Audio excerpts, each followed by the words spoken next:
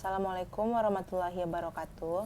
Perkenalkan, saya Ratu Aksela Yolanda, BP 1610531035. Di sini saya ingin mempresentasikan makalah saya yang berjudul Analisis Dampak Penerapan PSAK 69 terhadap Aset Biologis pada Perusahaan Agrikultur. Pernyataan Standar Akuntansi Keuangan atau PSAK merupakan standar akuntansi yang berlaku di Indonesia. PSAK dijadikan sebagai pedoman dalam praktik di dunia akuntansi, di mana materi yang terdapat di dalamnya mencakup hampir semua aspek yang berkaitan dengan akuntansi.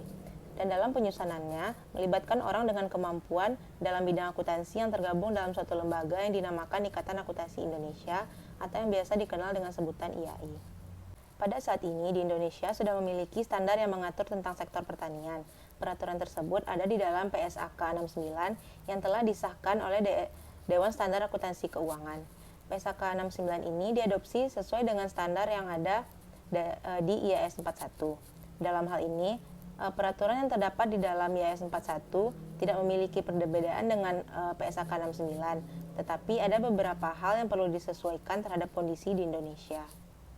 PSAK 69 merupakan isu yang baru dalam standar akuntansi di Indonesia yang mengatur tentang aset biologis dalam perusahaan agrikultur. Berdasarkan data statistik Kepala Sawit Indonesia 2018 yang merupakan seri publikasi tahunan pada Pusat Statistik dan Data Produk Domestik Bruto, sektor pertanian memiliki peranan yang cukup penting dalam kegiatan perekonomian di Indonesia.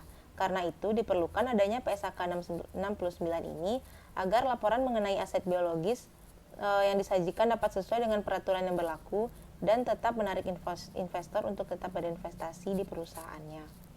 Penelitian yang dilakukan oleh Nur Rahmaya pada tahun 2016 mengungkapkan bahwa masih ada perusahaan yang tidak mengakui adanya akumulasi depresi yang dapat menyebabkan kenaikan nilai dari aset biologis itu sendiri.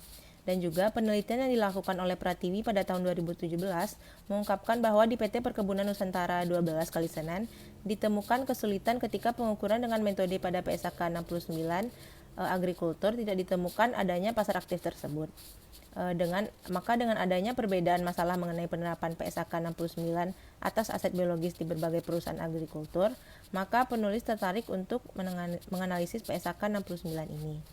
Terdapat 3 pembahasan dalam makalah ini. Yang pertama, ada ruang lingkup dari PSAK 69, yang kedua, pengertian aset biologis, dan yang ketiga, bagaimana dampak penerapan PSAK 69 pada perusahaan agrikultur.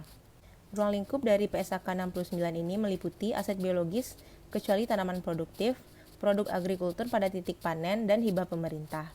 PSAK 69 diterapkan untuk produk agrikultur yang berasal dari aset biologis yang dimiliki perusahaan saat terjadinya titik panen, tetapi tidak mengatur tentang proses produk agrikultur setelah panen. Dalam IAS 41, aset biologis diartikan sebagai jenis aset berupa hewan dan tumbuhan hidup. Aset biologis merupakan salah satu aset perusahaan yang bergerak di bidang agrikultur. Sesuai dengan karakteristik mengenai aset biologis juga dapat diartikan sebagai hasil dari transaksi ekonomi yang dilakukan entitas di masa lalu, dikendalikan oleh entitas dan juga diharapkan dapat memberikan manfaat kepada entitas tersebut di masa yang akan datang.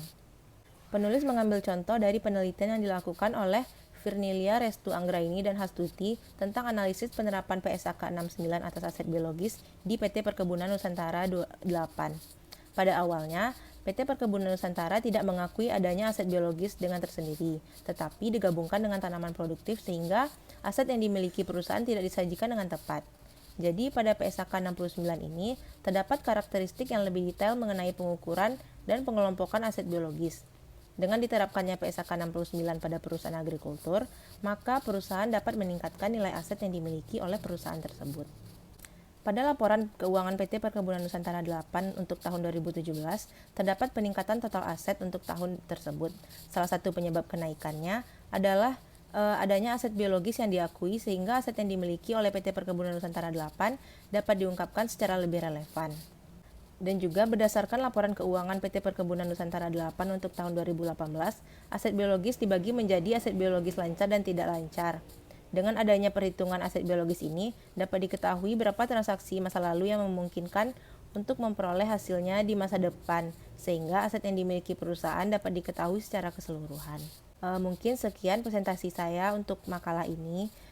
Mohon maaf apabila ada kesalahan kata atau penyebutan. Dan juga terima kasih kepada Ibu dan teman-teman atas perhatiannya. Saya ucapkan terima kasih. Saya akhiri, wassalamualaikum warahmatullahi wabarakatuh.